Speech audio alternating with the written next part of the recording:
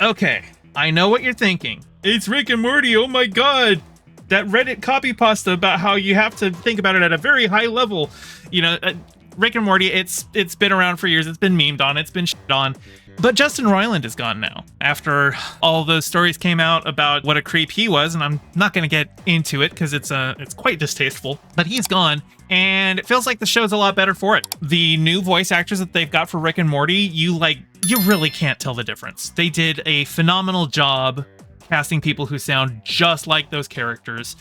Really, the main difference that you can tell that it's not Justin Roiland is that they're not doing as much of the Justin Roiland improv. But I think that's probably a plus, because a lot of times that improv just kind of dragged on and it didn't really improve any of it. And it was just Justin Roiland improving to, you know, say, okay, now I'm writing the show too, because it's my understanding that he just wasn't even in the writer's room for the last couple seasons.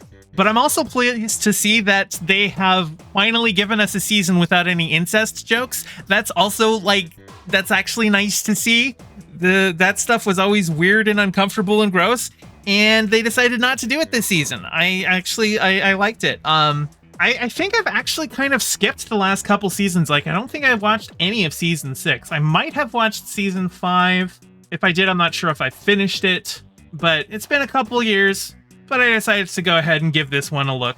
Pretty much every season of Rick and Morty always has their clip show kind of a thing. They had, what was it, Interdimensional Cable, where it was just Justin Roiland improving for 30 minutes.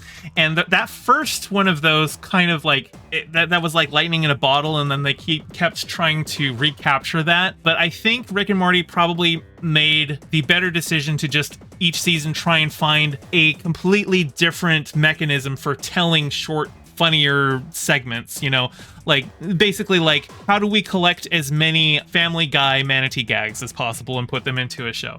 And the one this season was Morty is arguing with Rick about the validity of his adventure punch cards, and so they bring in this species that has observed everything, it's an extra dimensional being that can see all and also project it, so they can just use him as a neutral observer. But then he turns out to be a complete dick who's just there to make fun of them and show them embarrassing segments like he's a game show host, and things kind of go a little haywire there.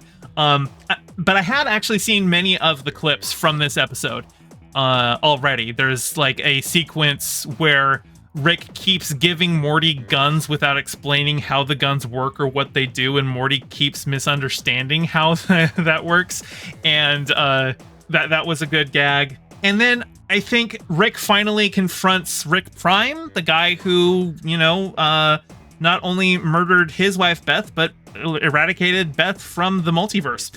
I do really like the episodes where they really delve into the psyche of these characters and show how they are flawed people. And the final episode is Morty jumps into a hole that shows him his fears so that he can confront them. And he keeps being tricked about what it is that his fear is, and he has to keep realizing maybe it's showing me this, maybe it's showing me that. But the actual fear that he has to confront is that even though he's been with Rick in the hole the entire time, he realizes that the ultimate fear is that he feared Rick wouldn't jump in after him. And once he realizes that, then he's out of the hole, and he realized Rick never was in there in the first place. The hole just had a Rick in there with him that was off doing his own thing. So I liked that one from Morty. But probably the highlight of the entire season is the spaghetti episode. Really recommend watching the spaghetti episode. There's a planet where when people commit suicide, their organs turn into delicious, delicious spaghetti. And Rick has been just going to their morgue and harvesting their suicide patients so that they can have family spaghetti night. And once Morty discovers it, he keeps trying to fix it because he feels so guilty about having eaten delicious people.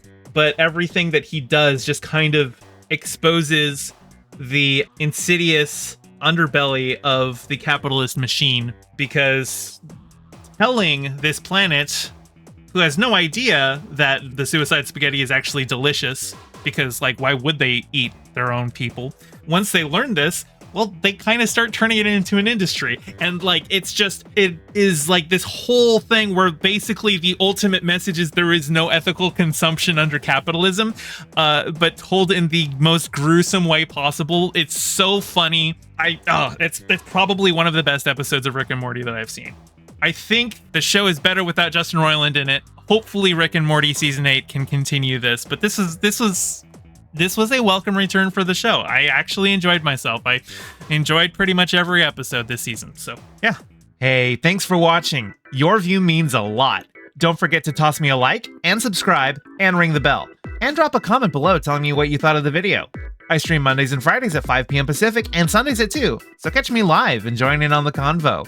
You can find all my socials in the description below, and thank you to all my patrons with a very special shout out to my Whaled Shark tier patron Ryan D and my Anemone friend tier patron Piftle Cakes. Your support means the world. Catch you next time.